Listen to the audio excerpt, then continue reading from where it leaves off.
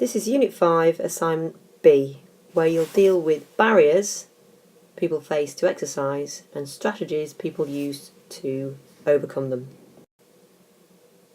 Please label your work correctly. Go to the next slide now.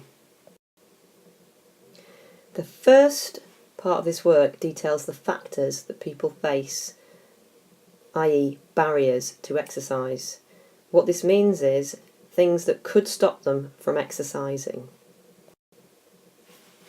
Here you can see there are a number of barriers that I'd like you to talk about.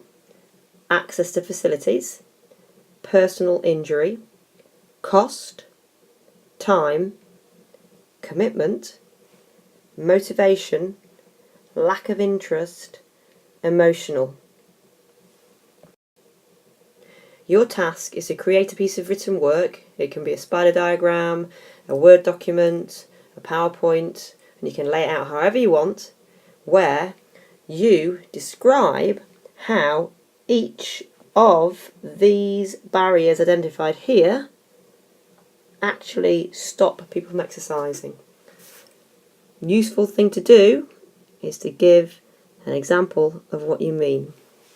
When you've detailed each one with an example, please move on to the next slide. The second part of this task requires you to look at the strategies that people will actually use to help them overcome the barriers we've just talked about. The strategies I'd like you to discuss and describe are implementing enjoyable activities, support and reinforcement, setting smarter targets, and you can see here a little reminder of what they mean, rewards for achieving goals, and knowing the benefits of the personal training programme. Again, you'll create a piece of work, can be laid out however you wish, that details these areas identified and gives examples of how each strategy would help someone stick with their training programme. So what you need to do is you need to describe how each of the strategies would aid somebody sticking with their training programme. Also, be sure to give a good example. This will help you to achieve the pass criteria. When you've completed this task, move on to the next slide. This is the final slide of this task.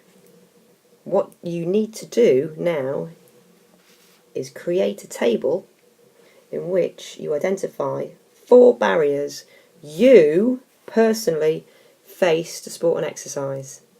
Use the barriers detailed earlier on in the task. Then you need to detail 4 strategies that you would use to overcome these barriers.